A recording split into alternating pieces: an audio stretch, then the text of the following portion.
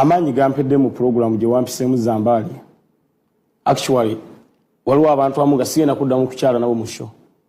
Nga bwompita mbuuza ani naani abalimu nga bonga nti gundi mwali ne gundi mwali nga sijja. Amanyi gampeddemu. Era Honorable Robert Kyagulanyi Center muri okanga nojja. Olwero ntegedde bannabyabufuzi nga balwanirira kubeera mu bifo tebalwanirira Uganda kukyuka. Bwera omuntu ng'asobola okuyimira wano mu programu eno era bw'ensi yonna n'agamba nti 230 lwenje okuvaako naye ng'agamba M7 yagende kyennyamiza. So amaanyi gampeddemu kyobola bwedda nsiriikiridde ninga nti ndi mu nsi ki ndi mu Uganda yeno programu gye ntera okulaba akasa mmeme oba ndi ku programu ndala ng'olengera buli omu adifendinga munne nti oyina okulwawo n'olinaagala nawe oyina okulwawo nawe oyina okulwawo because twetaaga seniority. Zambali ndi Lord Councillor w'ekibuga Kampala.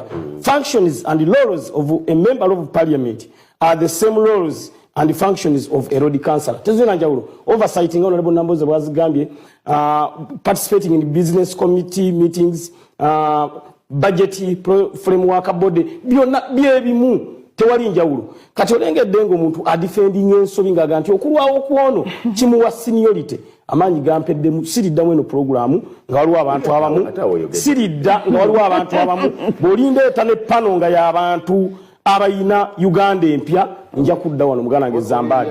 Kirala muganange Zambali kyenjagala okwogerako Honorable Latif ono ayina ebyafaayo bingi.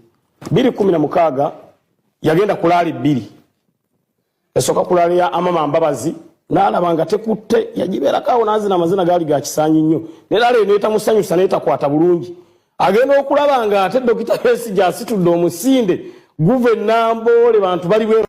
Yes, webale nnyo kwekumira ku mayengo gano aga UG Updates TV era nkutegeeza nti okola kyamaanyi nnyo okubanga obeerako gwe yenna eyandiyagadde otwegattako kira wansi waliwo ekigambo subscribe kikoneko ojja kuba osobola bulungi nnyo otweyungako gwe mukwano gwange ali eyampuliriza.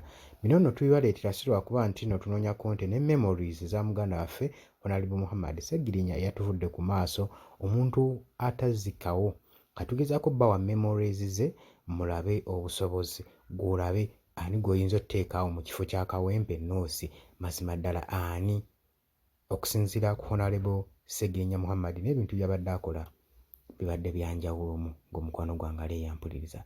Sharinga, commentinga, tuwerabira ku nsonga ya kusubscribinga kubanga kyo kikulu ku channel eno olw'ensonga nti eddoboozi lino bw'otadde mu comment section lisobola okuba nga litambula wala nnyo lisobola otuuka ku oyo gw'oyagala lituukeko gw'omukwano gwange ali eyampuliriza. Mutegeeza nti nno tubaagala nnyo tugenda kuba nga tukomawo ku UG Updates TV. Mbagala nnyo abali emitala w'amayanja nammwe abali wano ewaka mwe bali kwekumira ku mayengo ga UG Updates TV.